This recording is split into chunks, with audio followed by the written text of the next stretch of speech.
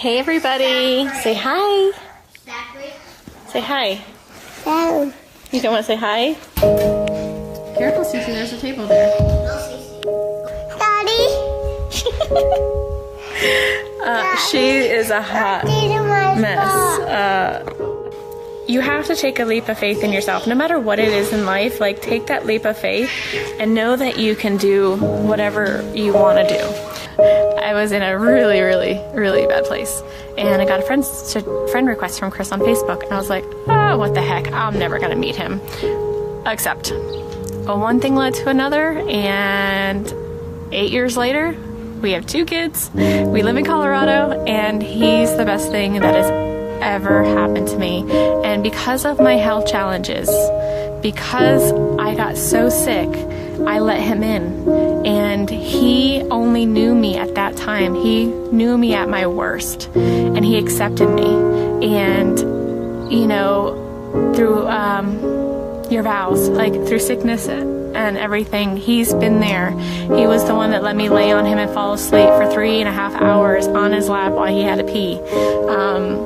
He is the best thing that has ever happened to me. So with that being said, know that no matter what, I can go on forever with this story, but I want to cut it short so I don't bore you guys. Know that no matter how hard life gets, no matter how low you feel, know that deep down, in your heart, that there's a purpose, there's a reason for everything. We may not understand it at the time.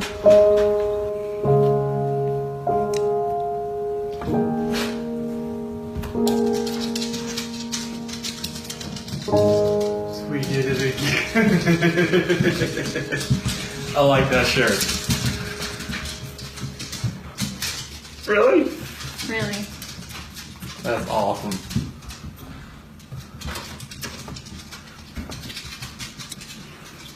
So pink means...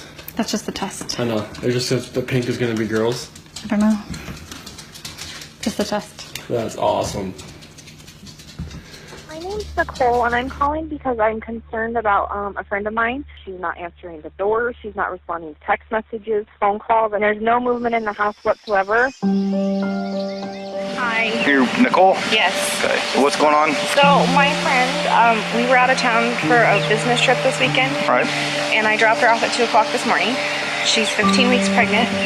She wasn't feeling well. And she had a doctor's appointment this morning at 9, and I told her to let me know if she needed me to take her. She's got 2 little girls.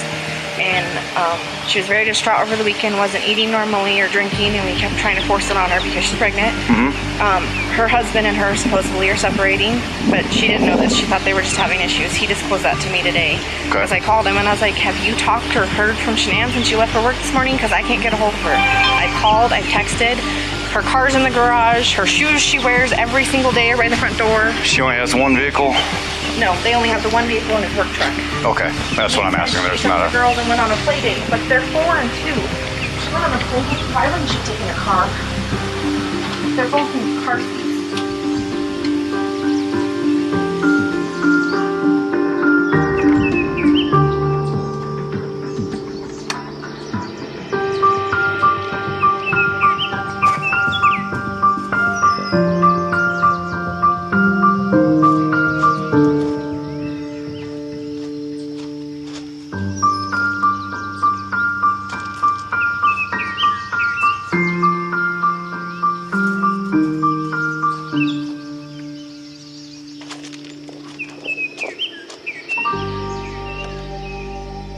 Shannon, are you home?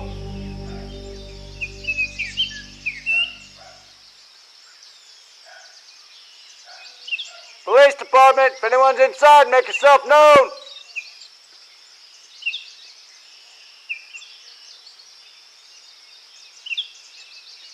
Police department, if anyone's inside, make yourself known.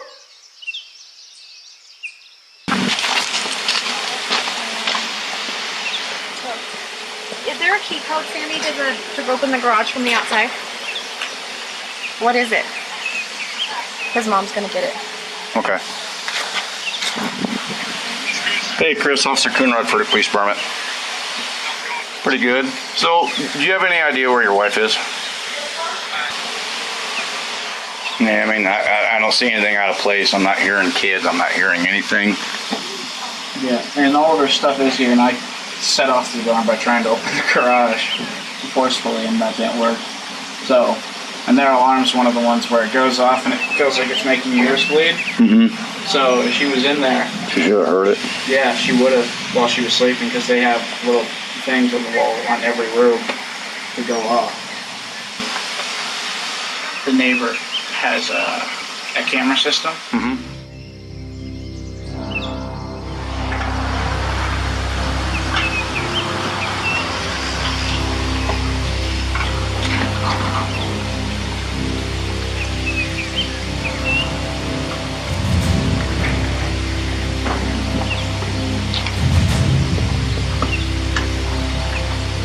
I'm here. Yeah, keep me on the phone. Okay, get Matt.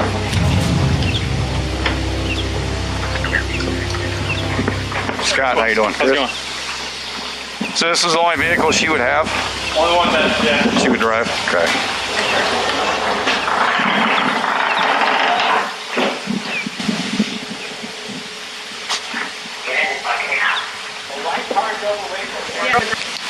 We're checking the house for consent.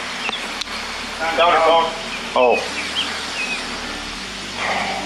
Well, any friends do you know she would be hanging out with? I mean, I know, I guess her Amanda, parents are out of state. across country, North Carolina. Oh, Yeah, so that's not happening. She can play. Cool. All the girls blankies are gone. Their blankies they sleep with, they don't leave anywhere without them. okay. Nothing else appears to be missing though, just No. stuff you'd take for a quick trip. You have full ring.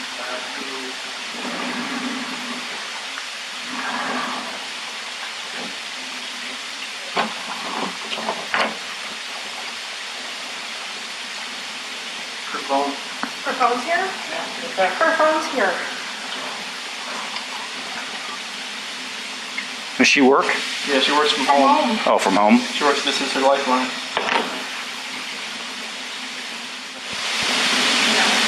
You guys have any kind of issues, marital issues, or We're going through separation. you are? Did you guys file it yet or anything, or just talking about? No, we're gonna sell the house and do a separation. Now, how's that going? I mean, it's going Civil for the most civil. part, or?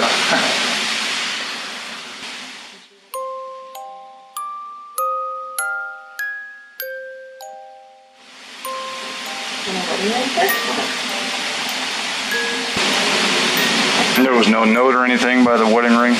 No.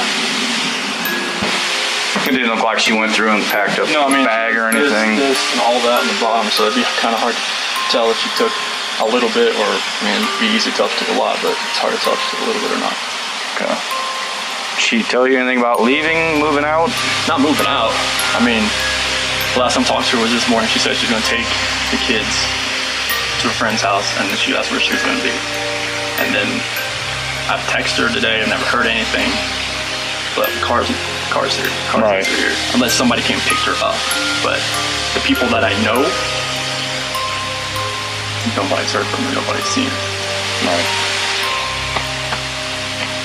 Definitely an odd one. I don't know what I can do right now. Should I drive around like the normal route that she would be? Where does she normally go to? I mean, just like drive where like she would normally take the kids to school. People that I know that live down, people that live, Kristen lives down that way. I mean, that's the only routes I know she would really take. She go to their house frequently, or? And not much, but.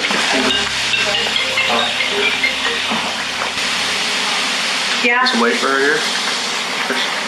Up here. Well, I've got my detective coming, Okay. just because this is kind of an odd situation. See if we can try to get her pinpointed down, find a friend or something. Okay.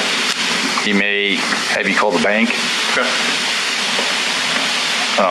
Hey, sir, it's Chris Watts. Not too bad. Have you heard from Shane today?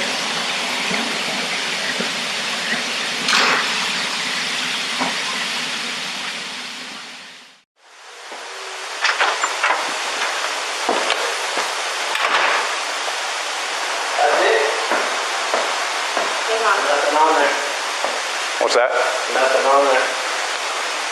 You just have to My camera. in the truck up to the garage. Lay down. Loaded my stuff up in my coolers, my water jugs, my book bag, my computers, some of the tools that I had from the toolbox. I knew I was going to have to do some pumping into rubbers today. That's why I was out so far. Is this on continually Yep. recording? Yep. Well, It's not, is it any motion or is it? event, Okay, so it's motion. Any motion event that happens, but I get cars driving from this street, and this is him at 517.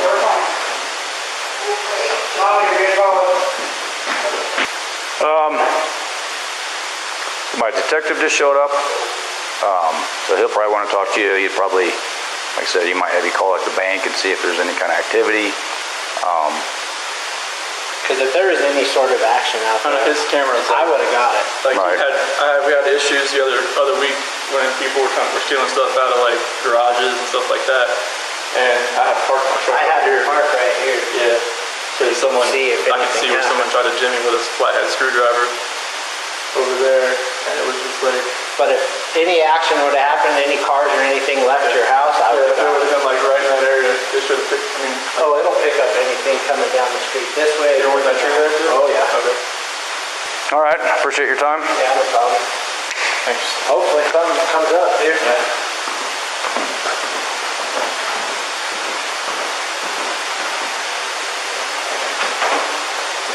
Mind if you just want to go talk to him? I'm going to get his info real quick. No. Shanann Watts and her two daughters, 3-year-old Celeste and 4-year-old Bella, vanished on Monday. Their startling disappearance triggering a statewide alert as police and the FBI focus on her home outside Denver, where she was last seen. When I got home yesterday, it was like a ghost town. Like, she wasn't here. Kids weren't here. I have no idea like where they went. Chris Watts, Shanann's husband, says his wife, who's also 15 weeks pregnant, came home from a business trip at 2 a.m. Monday. The couple having an emotional conversation, he says, before he left home around 5 a.m. Watts says Shanann never returned text messages later that morning and never answered the door when her friend arrived at the home at noon. Watts says he knew something was wrong. I was trying to get home as fast as I can. I was blowing through stoplights. I was blowing through everything, just trying to get home as fast as I can because none of this made sense. Police who have searched the family home and area with dogs say for now there are no significant leads. The 34-year-old doting mother's car still in the garage. She had left her phone at home, her purse, her wallet, all of her money, her ID. Hey, Chris.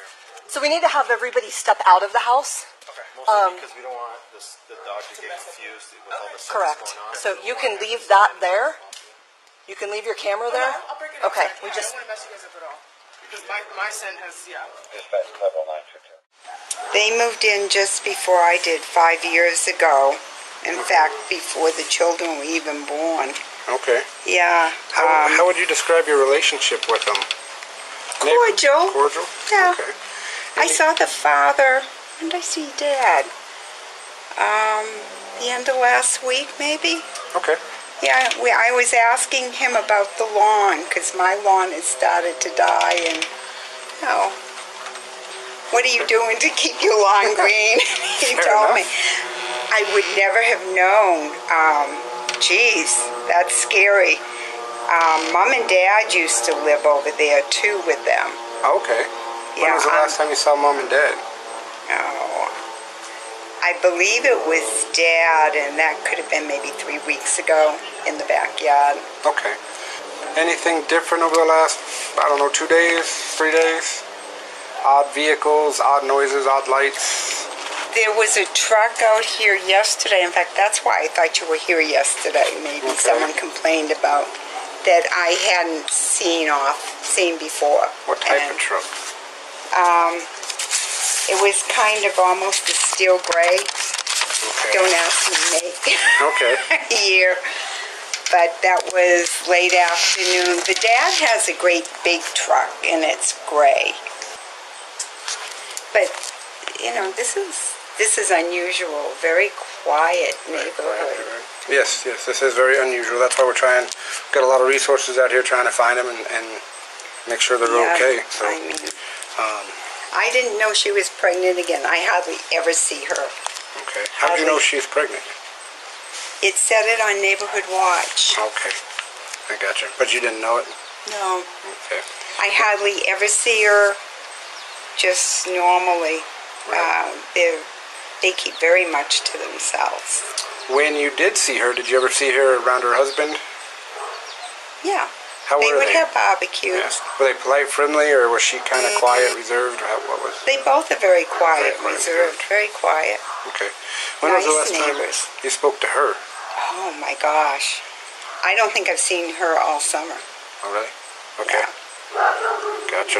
And kiddos, when was the last time you saw little kiddos? You're making me work my brain. I know, really digging deep in it. It could be 4 to 6 weeks since they've been out. They have all their little toys, but they don't go outside in the heat of the day. Gotcha. At least that's kind of what I notice, and they don't go outside unless an adult is there. Wonderful. I'm glad. I mean, yeah. The two little to be out by themselves. Yeah, they are. What are they? 3 and 5, I think. Or 2 and 4, something like that. 3 and 4. 3 and 4. According to my pamphlet. Yeah.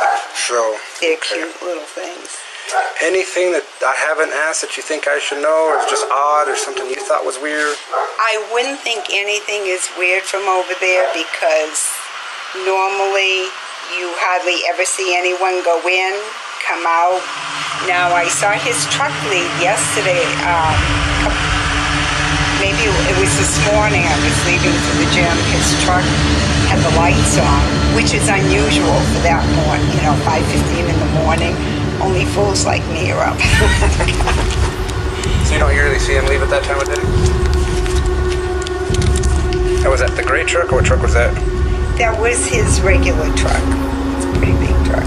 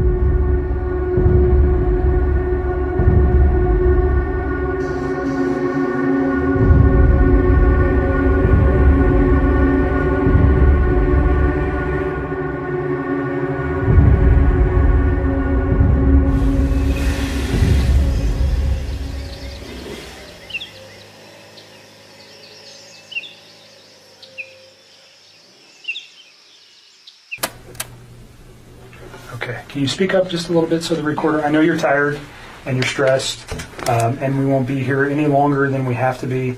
You've already had a conversation with people before. You came here on your own free will to talk to us. We picked you up at your request and brought you here. You can get up and leave at any time. You don't have to talk to us. If there's a question you don't want to answer, don't answer it. If you don't want to talk anymore, just tell me I want to leave. And I'm kind of in the way of the door, but you're not being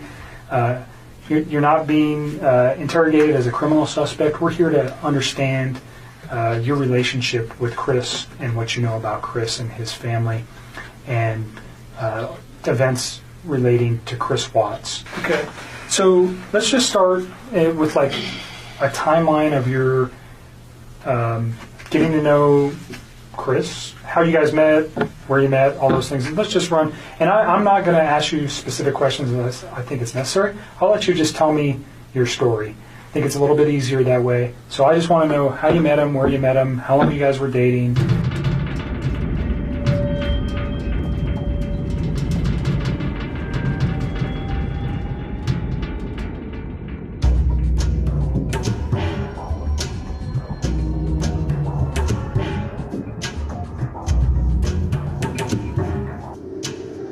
I use this to measure the rate of blood flow through your body during the test.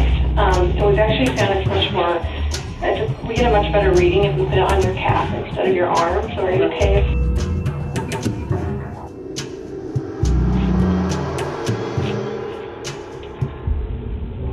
Did you know we use these? Okay. And I use this. Right. What's the map for? The what? The map. Pass it on. Oh, sorry. So that's a motion sensor, Matt. What that does is obviously detect motion and movement in your body. So that's how important it will be that you remain completely still during the testing.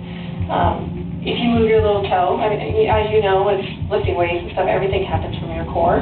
You move your little toe, obviously it's going to register on my CPAD. So it's very, very sensitive. So that's how important it's going to be that you remain completely still. So this is what we call a directed lie practice test, okay? And I'm going to move my chair over here. So obviously a directed lie practice test kind of gives you an indication that I probably want you to lie on the practice test, right? I don't want you to lie yet. I will tell you when, at that point that I want you to lie, okay? How many numbers do you see on this piece of paper?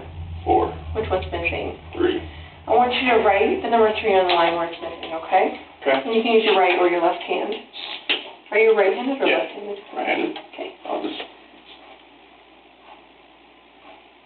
That's pretty good. Okay. Lifetime. So this is the directed lie practice test. So what that means is I'm going to ask you if you wrote every single number on this piece of paper. Okay? Okay. I want you to be truthful to all the numbers, but I want you to lie when I ask you if you wrote the number 3. Because you really did write the number 3, but I want you to say no, that you did not. I want you to lie to me, okay? Okay, so during the testing, I'm going to leave this right here. You need to look in the area of this clipboard. You can't look side to side, up, down, wherever Chris wants to look. You don't have to fixate on the number 3, but you're going to be looking basically in this general area right here, okay?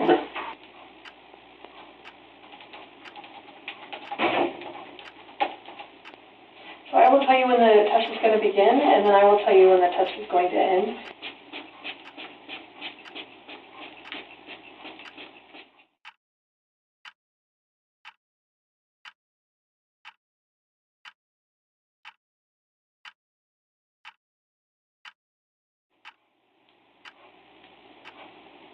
The test is about to begin. Please remain still.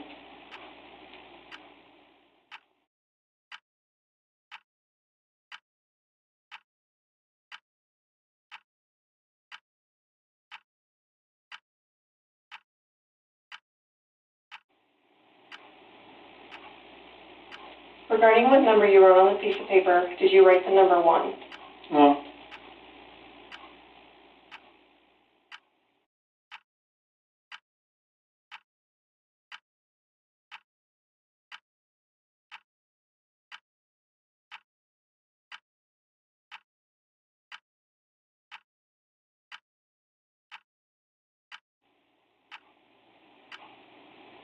Did you write the number 2?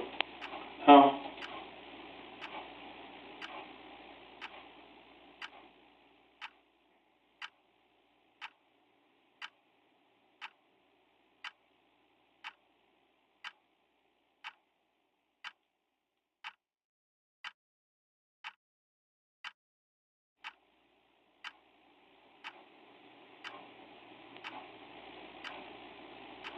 Did you write the number 3? No.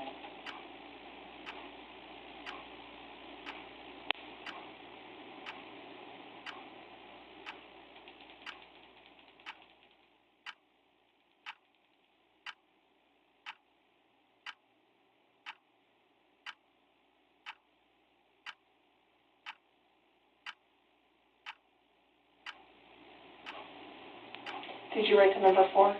No.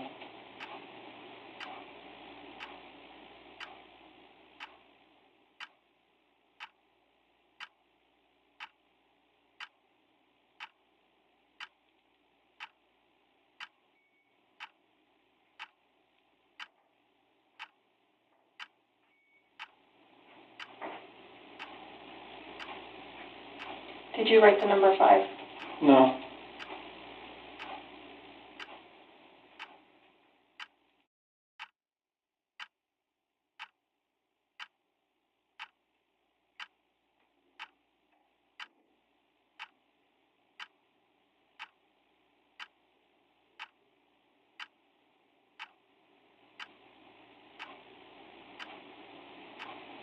This portion of the test is complete. Please remain still while I take the instrument out of operation.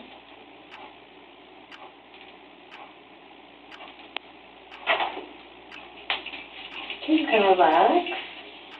How'd you feel? You did great. You remembered to lie and everything. That was awesome. So, you obviously are a really bad liar. Have people told you that before? Like, the second you tell a lie, like, they can tell, like, on your face that, because the second you lied to the number 3, like, I don't know if you heard me clicking, but I had to, like, turn down the sensitivity because you were starting to go off the page. So, that is what I need to see as a polygrapher, because that tells me that you know it's wrong to tell a lie. And you're actually having a significant reaction when you lie, so that is awesome. So thank you for being a horrible liar. No, that's a good thing. That's a good thing. We don't want to be good liars, so thank you for being a horrible liar. He didn't have a wedding ring on his finger, and every time I talked to him, he didn't tell me that he was in a relationship. He didn't even mention his kids right away either. And then one day he told me that he had 2 kids. I was like, that's pretty cool. And started telling me about his kids. That sounded like a sarcastic comment. No, I thought it was kind of cute. I was like, oh, he's a dad. It was like right around Father's Day, too. Because we don't have it on tape, we discussed prior to turning the tape on Tuesday, which would have been the 14th of August, you had read some newspaper articles on the 13th and the 14th that regarded this case. You had also had a conversation with Chris at some point during the day on Monday.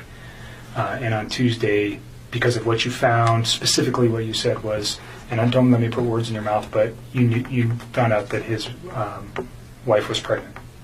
And yes. And you did not know that prior? No. And you found that out via the newspaper articles, and that caused you concern?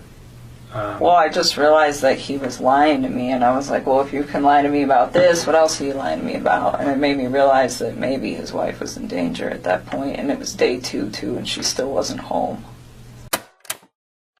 Tonight we have someone who claims to be from Chris Watts' past. Chris Watts' recent past. Now, we are not going to show you this person because he wants to continue his life without consequences for speaking out in this case, but we are going to let him tell his part of how he connects to this story.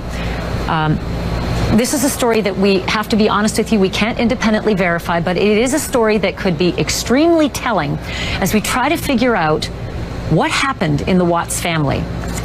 This is a man who claims to be Chris Watts' former lover, and he joins me now live.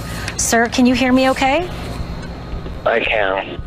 Some of the stuff you're talking about is pretty hard to believe. And we're getting to the point where we're wondering if you're wasting our time.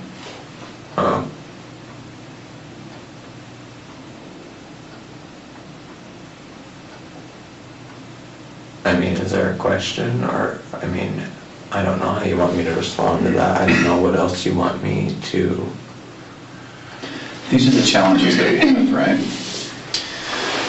You told us that you watched the video over and over, okay? So we know that you're aware of everything that's out there, and all you've talked about are things that anyone else knows. You haven't brought forth any information. You're having sex with a guy in his car, and you don't know anything about him other than what the public knows about him, okay? You took $60 from him. You were self-admitted booty call, and so now we're wondering if you're a hooker who maybe blew a guy who was a murderer and maybe feels guilty about it, or maybe feels like you're going to get in trouble about it. I don't know what's going on with you, but I don't know why you're here tonight. No, I'm not a hooker. So you already said, but you removed text messages? I deleted all of his stuff because he lied to me. I mean, that's what it was. It was the hurt that made me delete it, and then it was the lie that made me start questioning everything else he'd been telling me for the last few days. And that's when you decided to come forward? Yes. Okay. So just for context, yes. When people delete stuff off phones, usually we go, No, hold on a second. no. It And wasn't that's why I wanted malicious to- at all. It Yeah, no, I'm wasn't not saying it's malicious at all. He lied to me. It just hurt. Like, I had never felt like he'd ever lied to me before. And it was a big lie. I mean, telling somebody that you're in the midst of a divorce and then you have a wife that has a 15-week-old baby on the way is a huge, huge thing. And I was very taken back. And it was hurt. And so at that point, I deleted it. I had a few more quick things to say to him, and then I just got rid of him. That's literally what I did. I just cut him out of my life. It would have honestly been like a bad breakup kind of thing. Like, if none of this other stuff would have happened, that's what it would have been. That would have been the end of it. The information was not destroyed because there was anything in there that would be harmful to you or potentially to Chris at this point, but harmful to you in particular. That's not what you did. No. You did it out of, excuse my language, this guy's an asshole, so I'm getting rid of him, and I'm getting this stuff off my phone. That was like me kicking him out of my life. Okay. And then, like I said, and then realizing that he lied, that was when I was like, okay, maybe his family is in danger, and they're not coming back, and they're not staying with a friend. Okay, can you let me know when you're ready to begin? During this part of the test, I want you to focus on the back of the chair, okay? Not looking up, down, side to side, anything like that. I want you to do that. Was I doing that? No, you did great. But obviously the clipboard is gone now, so your area of focus is going to be like in this area, okay? Okay. All right, you ready? Let's do it. Okay, stay still. The test is about to begin. Please remain still.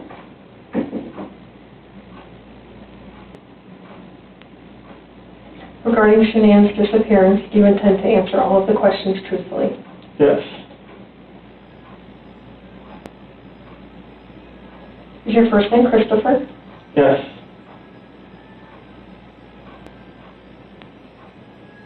Did you physically cause Shanann's disappearance? No.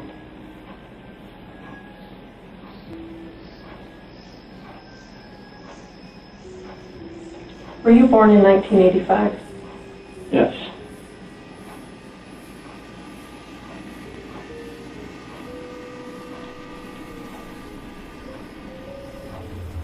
Are you lying about the last time you saw Shanann? No.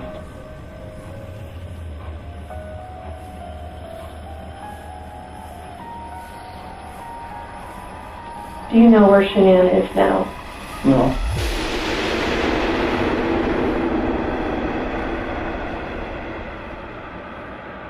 This portion of the test is complete. Please remain still while I take the instrument out of operation. Did he ever tell you that he loved you? Yes, he did. Did you ever tell him the same? A couple times. Notwithstanding that today, because those thoughts may have changed for you, but on, let's go Sunday into Monday or Monday, did you still love him on those days? I think it was something where it was like I said it a few times and I meant it, but he definitely felt the urge to say it to me a lot more than I did to him because it was just all very new to me, and I was like, take your time with this. Like, you don't need to like rush that, you know? Like, I remember when he was in North Carolina and he was like trying to patch things up with his wife and he told me he loved me, and I was like, don't say that to me. Like, please go try to fit. And I mean, and that might even be in the text too, where it's like, don't say those words to me and then go try to make peace with your wife and lay in bed with another woman. Like, just don't do that. And I was like, it's not that I don't appreciate what you're saying to me. It's like, it just didn't sit right for me, you know? So I just feel like... Almost like an insecurity where you had to say that to you? Or? I don't know. I think he like... looking back at all this now, I don't think he was trying to fix things with her. So saying, I love you, to me, seemed like probably something that he genuinely meant. Like, I love this woman. And regardless of where he was going to end up that night. Go ahead. Hopefully.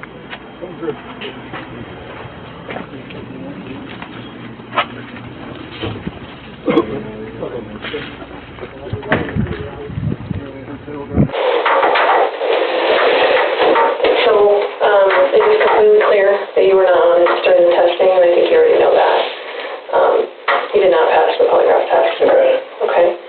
we need to talk about what actually happened. And I feel like you're probably ready to do that. I didn't lie to you on that polygraph, I promise. Chris, I know. Stop. It's time. Just stop for a minute. Take a deep breath. I want you to take a deep breath right now.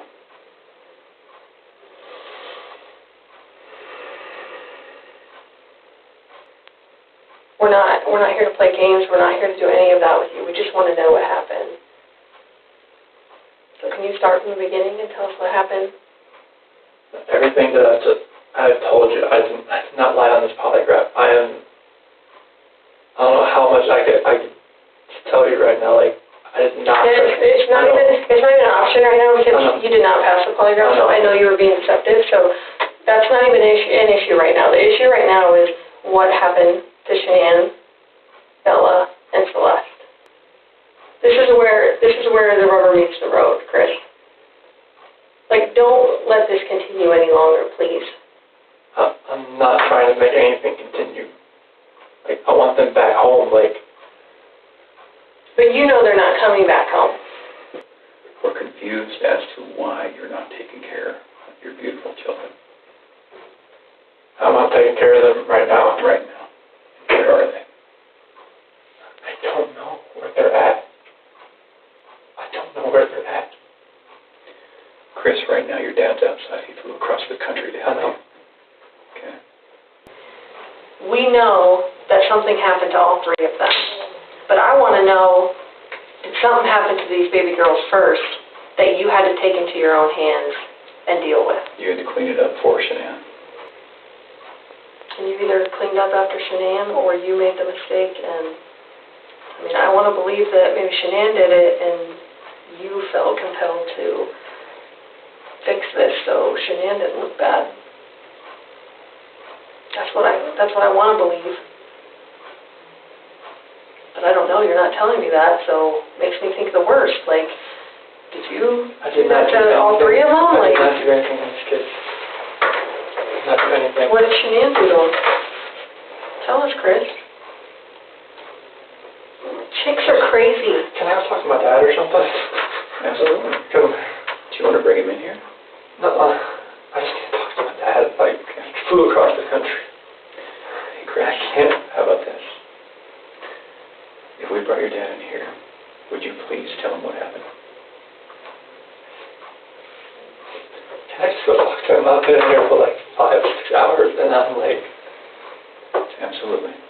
Before we get him. Can I go out there and talk to him? Well, I don't know that you want to do it out there because there's a lot of people going through the halls. Should we bring him in here? We'll step out. Well, how about this? If we bring in your dad, will you promise me that you'll talk to him?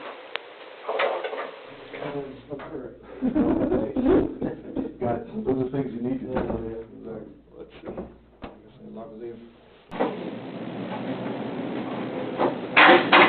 Hey, Chris, we're going to let you have however much time you need, okay? Okay. You know he was in there or no? Yes. Okay. Tell what's going on with anything, or? This polygraph failed it. Is there any reason why they shouldn't? They know I had an affair. And they know. I can't complain about that. Anything else you want to tell me? What's going on, or what happened, or anything? Or you know anything about?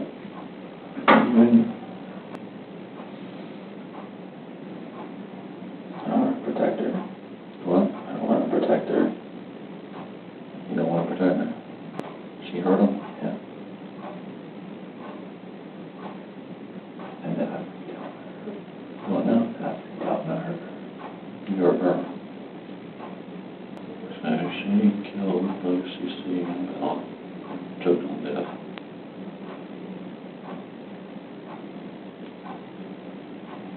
You lost it and choke her, or? That's rage. So what did you do? Haul the bodies off or something?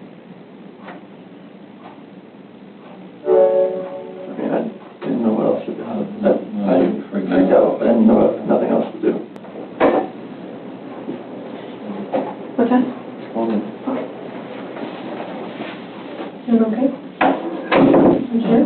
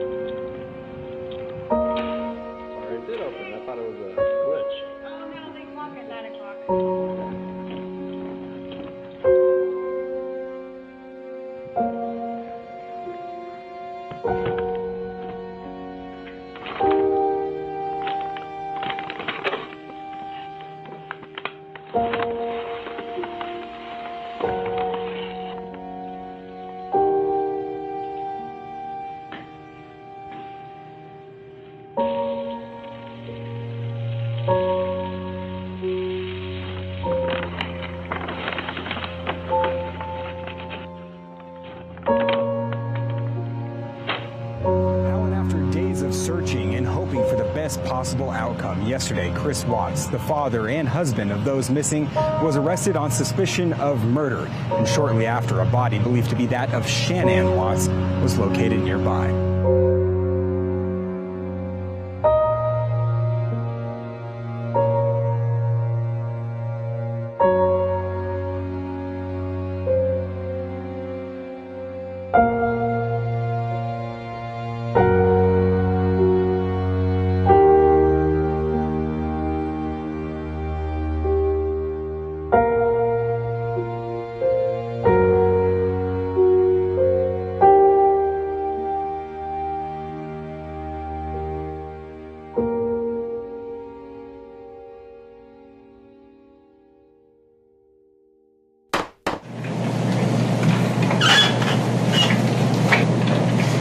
So what I would like to do is explain the procedures that we're going to use regarding this sentencing hearing. Let me first say that I realize that the sentencing hearing is emotional for many of us. And I expect that your behavior in the courtroom, both in this courtroom and the overflow courtroom, is appropriate. If the court determines that your demeanor, behavior while in the courtroom during the hearing is not appropriate, I have advised the deputies that I will be asking you to be escorted out of the courtroom. So please be mindful of your demeanor during the sentencing hearing. So these are the procedures that we are going to use for the sentencing hearing. First, the prosecution will have an opportunity to present evidence. Once the prosecution finishes, the defense will have an opportunity to present evidence. Then, if there are any victims under the Victims' Rights Act, including Cindy and Ronnie Watts, that have not been called by the prosecution or the defense, or any other defined victims under the Victims' Rights Act, they will have an opportunity to make a statement to the court as it relates to their rights under the Victims' Rights Act.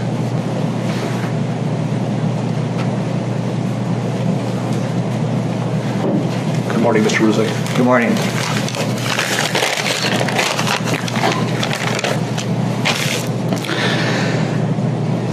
I'd like to say to the courts that Shanann, Bella, and Nico are loving, caring people. They love life. They love being around people who love them.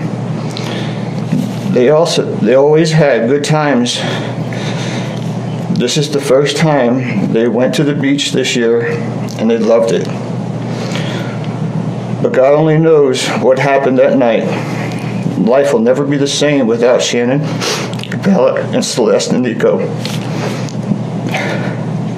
Had all their lives to live. They were taken by a heartless one. This is the heartless one, the evil monster, who dare you take the lives of my daughters Shanann, Bella, Celeste, and Nico. I trusted you to take care of them, not kill them. And they also trusted you. The heartless monster, and then you take them out like trash. You disgust me. They were loving and caring people. You may have taken their bodies from me, but you will never take the love they had for me. They loved us more than you will ever know, because you don't know what love is, because if you did, you would not have killed them. You monster, thought you would get away with this. I don't know how. The cameras do not lie. You carry them out like trash of the house. Yes, I seen the videotape. You buried my daughter Shannon and Nico in a shallow grave, and then you put Bella and Celeste in huge containers of crude oil. You heartless monster. You have to live with this vision every day of your life, and I hope you see that every time you close your eyes at night. Oh, I forgot. You have no heart or feelings or love. Let me tell you something. I will think of them every day of my life, and I love them every day of my life. Prison is too good for you. This is hard to say, but may God have mercy on your soul. I hope you enjoy your new life. It's nothing like the one you had out here. May the courts have no mercy on you. It's hard every day. It hurts in so many ways. I have heard people say that you're not a monster. No, you are not. You're an evil monster. Thank you. Love you, Shannon, Bella, and Nico. Love you, Pop-Up and Dad. And one other thing. And Shannon says she is super excited for justice today. Thank you, Your Honor.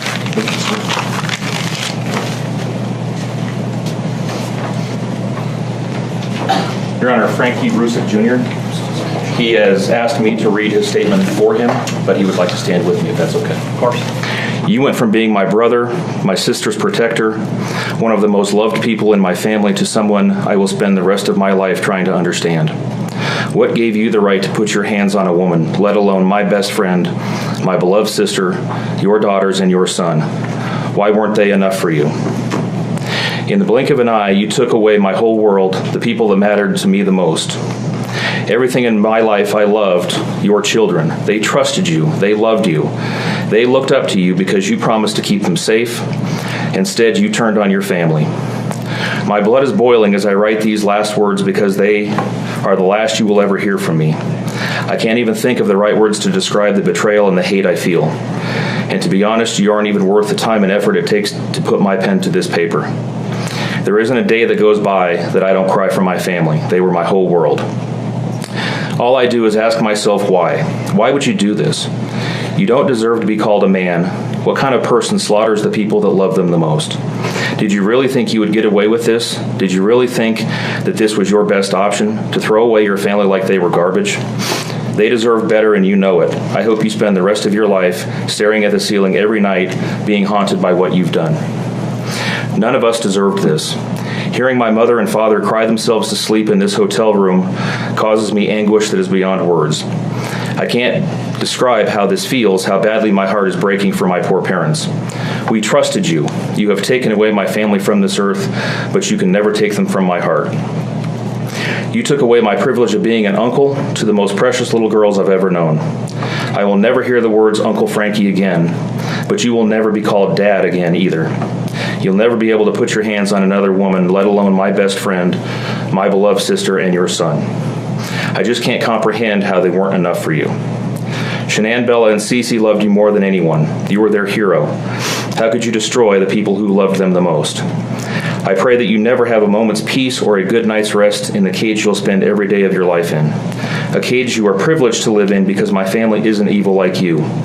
We begged the district attorney to spare your life because despite everything, we believe that no one has the right to take the life of another, even someone like you. I feel sorry for your family. I know the pain that they must feel knowing that they can't hug you, because that's how my mother, father, and I feel every time we cry for our family. Nothing hurts more than watching or hearing my family weep for their loved ones. I just wish that I could tell that you would tell the truth, but I know that that is asking for more than you are capable of. I stayed up all night writing this statement. I don't sleep because of you. My life will never be the same because of you, but at least my conscience is clear. I get to live free, but I can't say the same for you. I haven't slept in 2 days because I've been anxiously waiting for this moment, the moment I get to tell you how I feel, how this has affected my family and I. My family and I can finally grieve after today. If anything, we will come out of this stronger today than we were before, and we will continue to pray for your family. Sincerely, Frankie Rusick. My name is Sandra Rusak, Shannon's mother. I wanted to say thank you for this moment. I want to take a moment to thank everyone who has prayed for our beloved family, who had sent gifts, cards to us from all over the world. I know God will put the evil people where they need to be. I also want to take the time to thank the town of Frederick, Greeley, FBI, the DA's office, the CBI for exceptional work. We thank Nicole Atkinson, Shannon's neighbor Nathan and his family.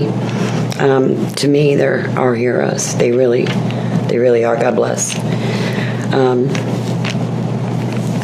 God makes no mistakes on who he puts in your life. Marriage is about love, trust, and friendship and unity. We marry for sickness and health, to death do us part. Our daughter Shannon loved you with all of her heart. Your children loved you to the moon and back. Shannon's family was her world. Shannon put a crown on your head. But unfortunately, the day that you took their life, God removed that crown. We loved you like a son. We trusted you. Your faithful wife trusted you. Your children adored you, and they also trusted you. Your daughter Bella Marie sang a song proudly. I don't know if you got to see it, but it was, "Daddy, you're my hero." I have no idea who gave you the right to take their lives.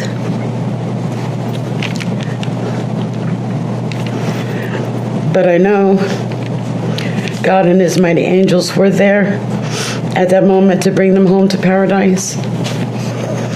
God gives us free will. So not only did you take the family of four, your family of four, you took your own life. I want the world to know that our daughter and her children were so loved by us. They will always be protected by God and his mighty angels. I didn't want death for you because that's not my right. Your life is between you and God now, and I pray that he has mercy for you. From Shannon's mother, Bella Marie, Celeste Catherine, and Nico Lee's Nana. Thank you, Your Honor.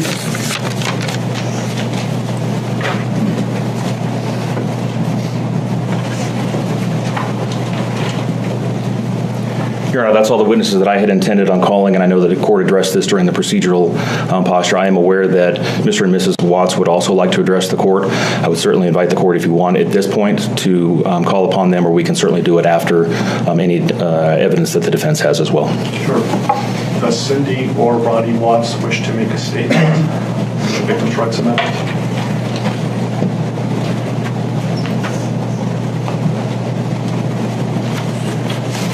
Ms. Towers. Good morning, Your Honor. And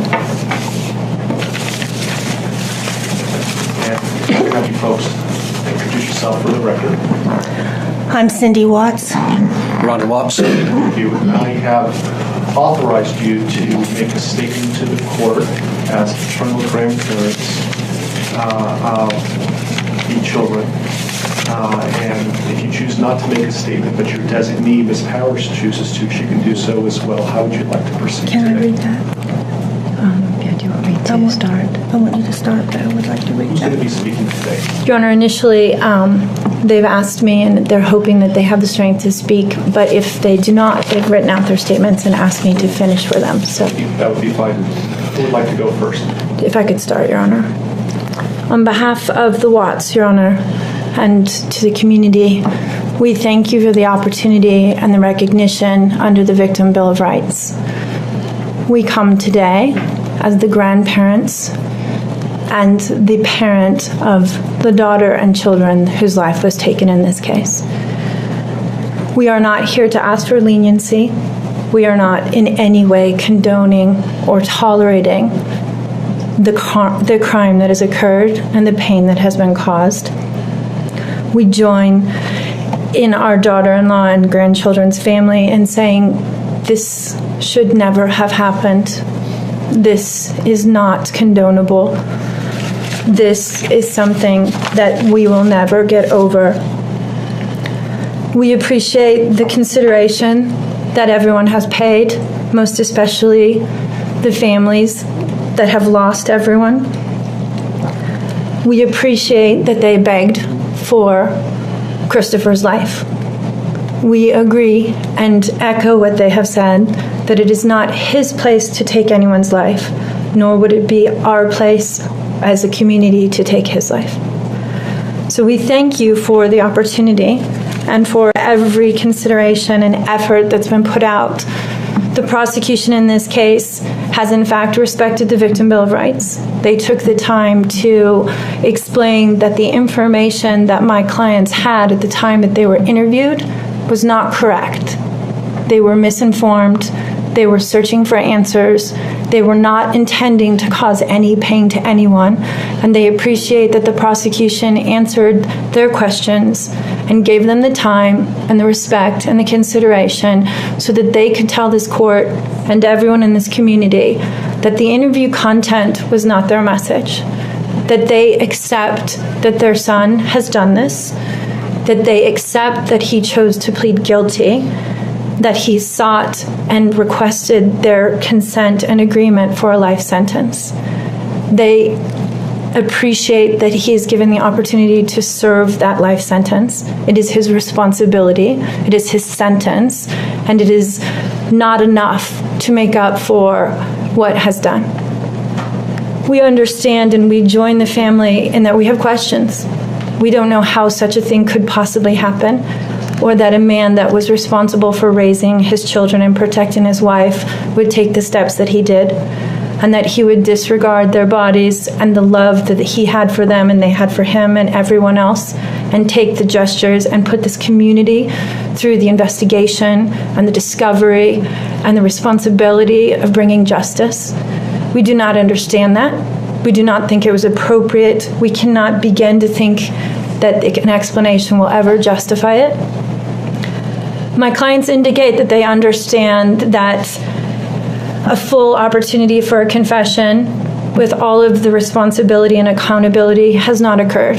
And they support the family and the request that that happen, if not today, at an appropriate time, in an appropriate manner, so that everyone can have peace, to understand to the best of their ability the details that they need and to have their questions answered. And by giving this opportunity of a life sentence, we hope that he embraces that moment.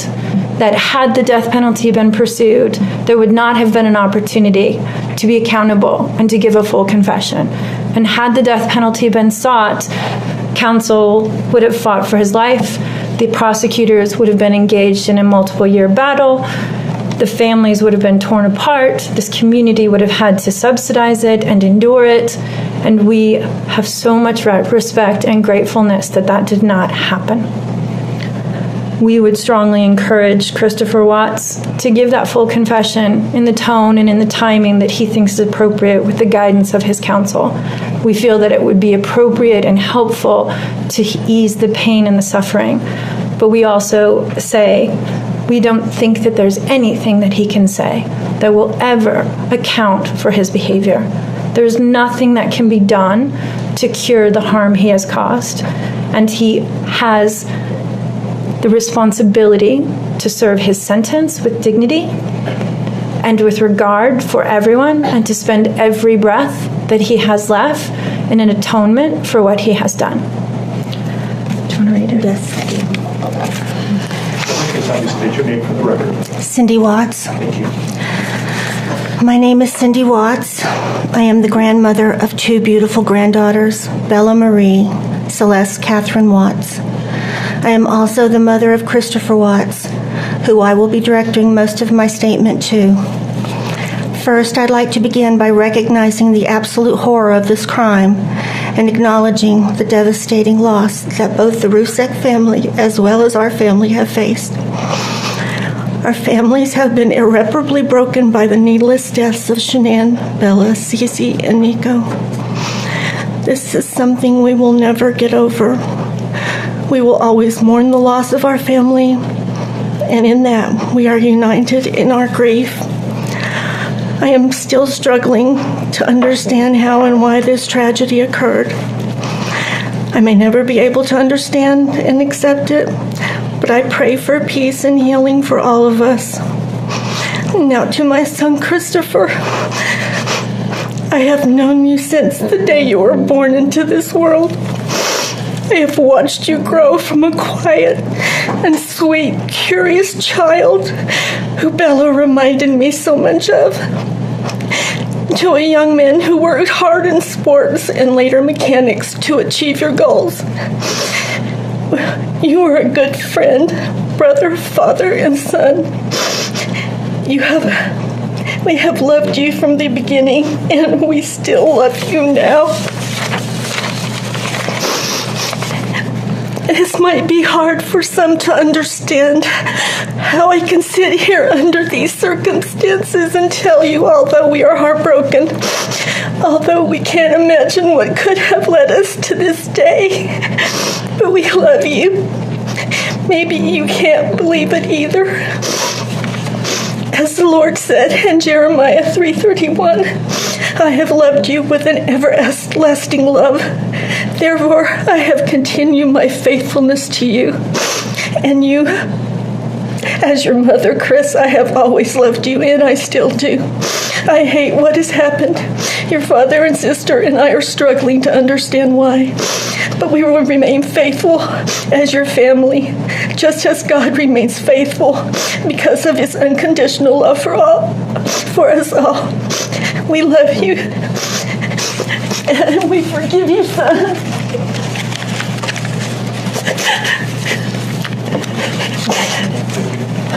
Judge, if I could read Mr. Watts' statement. My name is Ronnie Watts, and I am the grandfather of Bella, Celeste, Nico Watts, and I am the father of Shanann. I am the father of Christopher Watts as well.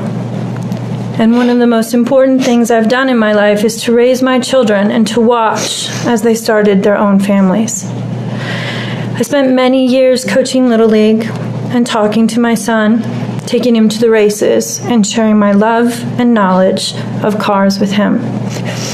He was just as involved with his girls. I believe he loves his girls.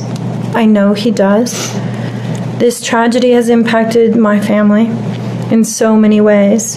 Beyond losing my precious grandchildren, our beloved daughter-in-law, we are forced to question everything. We still don't have all the answers, and I hope one day, Christopher, you can help us. Chris, I want to talk to you as a father and son. You are here today accepting responsibility, but I want to tell you this now. I love you. Nothing will ever change that, and I want you to find peace. And today is your first step. The Bible says if we confess our sins, God is faithful and just and will forgive us. Chris, I forgive you, and your sister forgives you, and we will never abandon you, and we love you. Dad. Judge, thank you for the opportunity to address the court.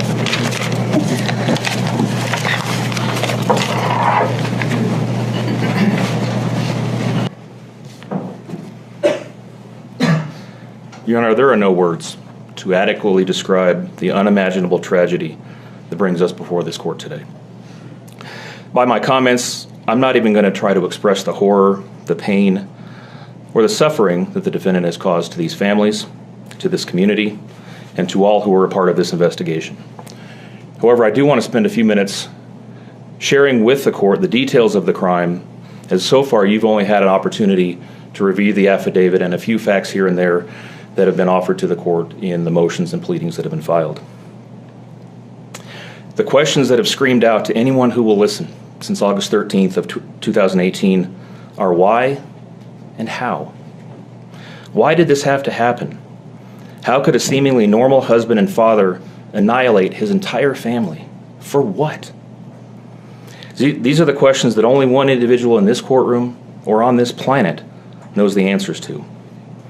I fully expect we will not receive the answers to these questions today, nor will we at any point in the future.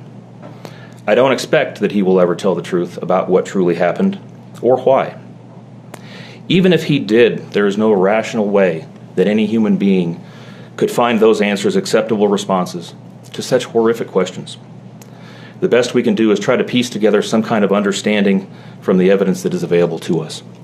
And the evidence tells us this: the defendant coldly and deliberately ended 4 lives, not in a fit of rage, not by way of accident, but in a calculated and sickening manner. Shanann was 34 years old. She had married the defendant in November of 2012. Over the weekend leading up to August 13th, she had been at a work conference in Phoenix, Arizona, and returned home in the early morning hours of August 13th. We know that she got home about 1:45 in the morning. The doorbell camera on their home shows her arriving back home from the airport. Shortly thereafter, at least according to the defendant, they had what he referred to as an emotional conversation about the state of their marriage and about what their lives would look like going forward. What was said during that emotional conversation, only he knows. What we do know is that shortly after that, the defendant strangled her to death with his own hands. We know that he slowly took her life the morning of August 13th. We know that this was not done in an uncontrolled, vengeful manner that he tried to describe to agents from CBI and the FBI. If that were the case, you would expect to see vicious, horrible bruising about her neck, shoulders, and face. You would expect to see the hyoid bone in her neck broken. You would expect to see some kind of defensive wounds on his body as she struggled and fought for her own life. None of those are present. The only injuries that were on Shanann's body were one set of finger or bruising, what appeared to be fingernail or finger mark bruising to the right side of her neck. We know that our experts will tell us that it takes 2 to 4 minutes to strangle someone to death manually with their own hands. The horror that she felt as the man that she loved wrapped his hands around her throat and choked the life out of her must have been unimaginable. Even worse, what must Bella, age 4, and Celeste, age 3, must have experienced or thought as their father, the one man on this planet who was supposed to nurture and protect them, was snuffing out their lives. They both died from smothering. Let me say that again. The man seated to my right smothered his daughters. Why? Imagine the horror in Bella's mind as her father took her last breaths away. Your Honor, understand very clearly, Bella fought back for her life. The frenulum, the connective tissue between her upper lip and her gum, had a centimeter and a half laceration. She bit her tongue multiple times before she died. She fought back for her life as her father smothered her. Celeste had no such injuries. In fact, she had no external injuries at all. But according to the medical examiner, she was smothered nonetheless. The defendant then methodically and calmly loaded their bodies into his work truck, not in a hasty or disorganized way. He was seen from the neighbor's doorbell camera backing his truck into the driveway, going back and forth into the house and back out to the truck 3 different times, 1 time for each of their bodies. He then drove them away from their family home 1 final time, intent on hiding any evidence of the crimes that he had just committed. In one final sign of callousness for his wife, his daughters, and their unborn son, and their remains, he drove them to a location that he thought no one would ever find them, to one of the oil tank batteries with which he was so familiar. He knew this was safe. He had texted a coworker the night before saying, "I'll head out to that site. I'll take care of it." He had carefully ensured that he would be alone in the middle of the plains to secrete away the remains of his family in a place that he hoped they would never be found. In one final measure of disrespect for the family he once had, he ensured that they would not be together, even in death, or so he thought. He disposed of them in different locations. He buried Shanann and Nico in a shallow grave away from the oil tanks. Bella and Celeste were thrown away in the oil tanks at this facility.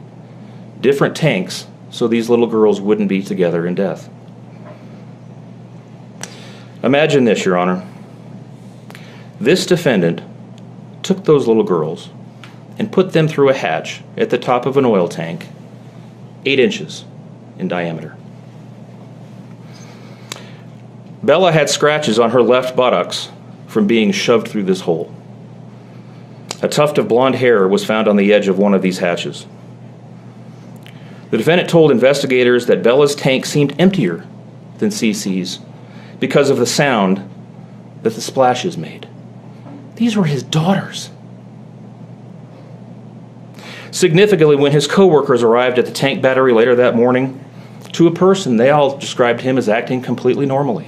It was a normal workday, even while his daughters sank in the oil and water not far away from him. And then his efforts at deception truly began. We've all seen the emotionless interviews that the defendant gives to the local media, asking for help in locating his family. We watched as he claimed that the house was empty without them, and that he hoped that they were somewhere safe, and that he just wanted them to come home. He told investigators that they were at home sleeping when he left for work that morning, and that Shanann had told him that she was taking the girls to a friend's house for the day. What is striking about this case, Your Honor, beyond the horrors that I've already described to you, is the number of collateral victims that he created by his actions. While he stood in front of TV cameras asking for the safe return of his family, scores of law enforcement officers, neighbors, friends, and family scoured the area, fretted for their safe return. They texted him begging for any information and sending him their best wishes, all the while he hid what he had done. The list of indirect victims does not end there. Think of the firefighters and the Colorado State Patrol hazmat experts who had to don protective suits and who were called upon to pull Bella and Celeste out of those oil tanks. Or the coroner employees who had to conduct these autopsies. Or the victim assistants who frantically attempted to ease the suffering of those affected. All of this, Your Honor, for what? Why? Why did this have to happen? His motive was simple, Your Honor. He had a desire for a fresh start, to begin a relationship with a new love that overpowered all decency and feelings for his wife, his daughters, and unborn son.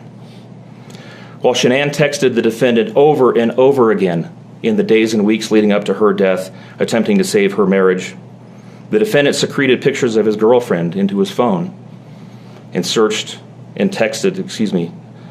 her at all hours of the night.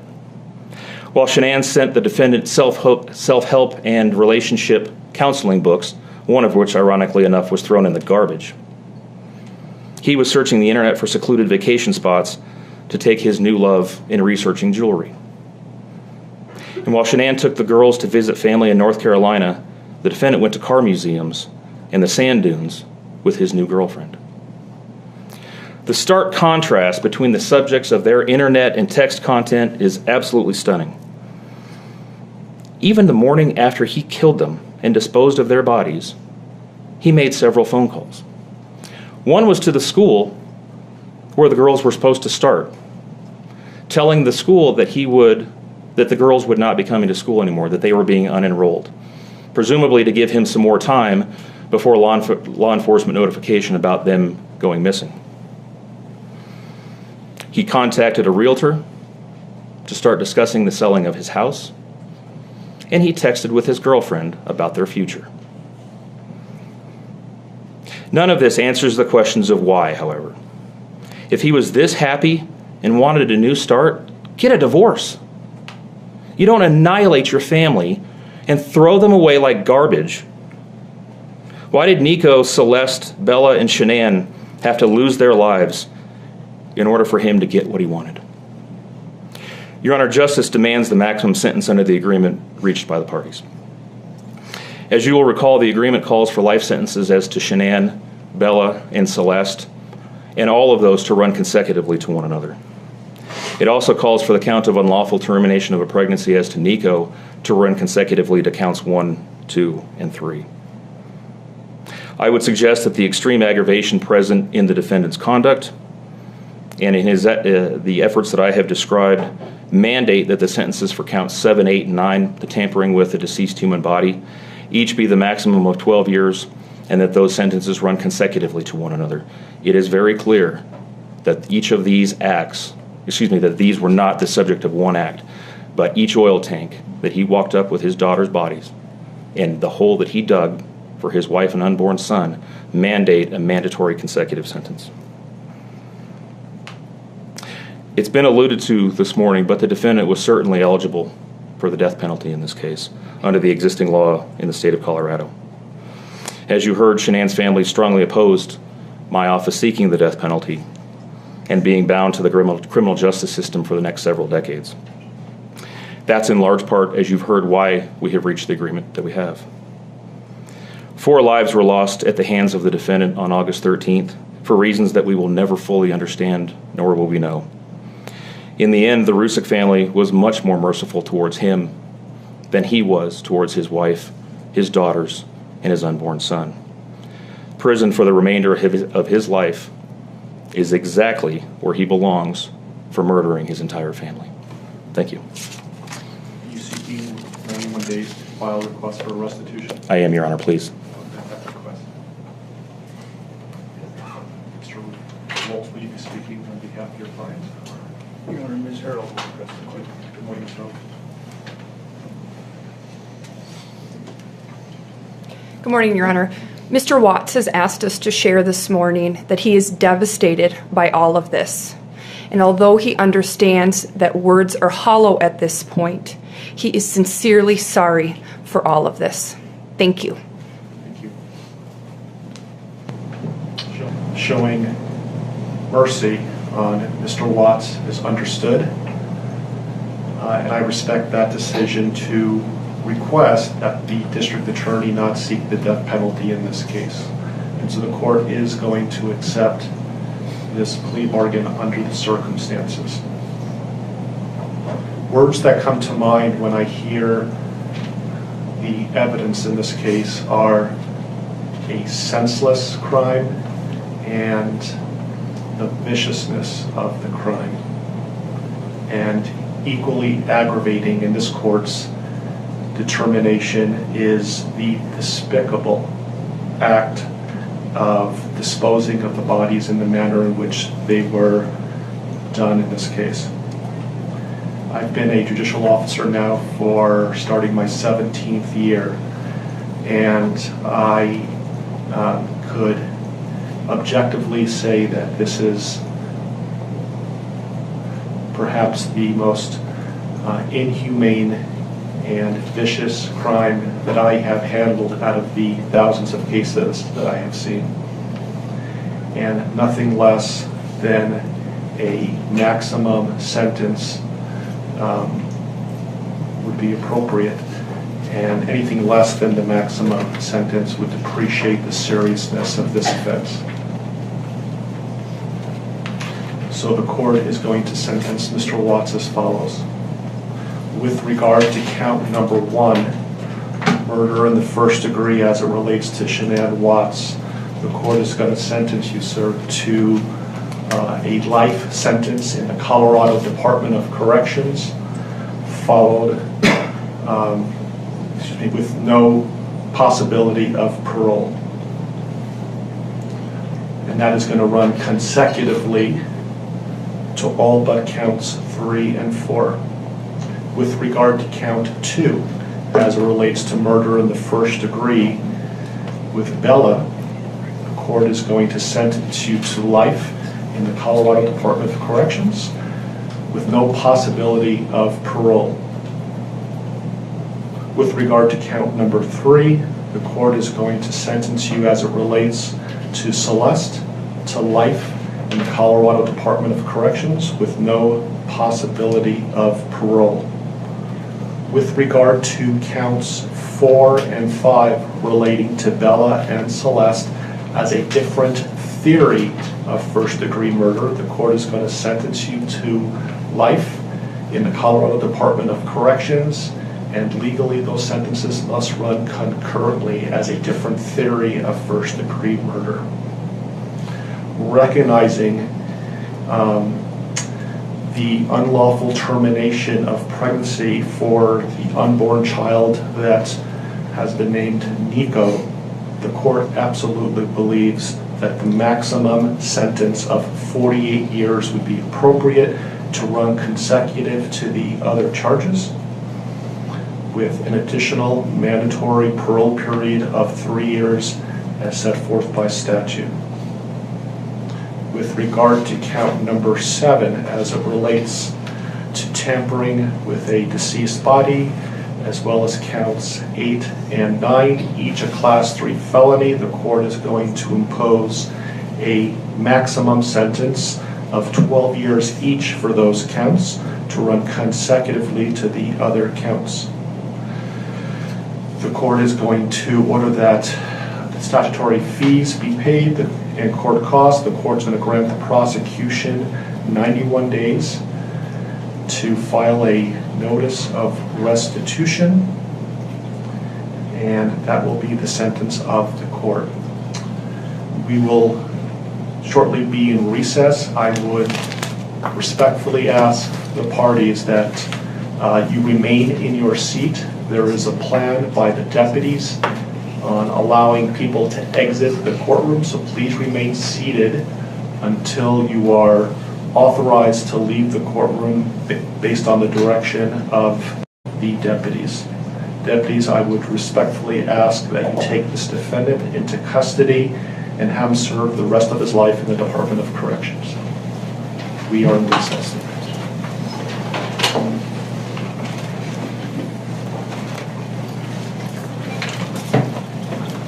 Please rise.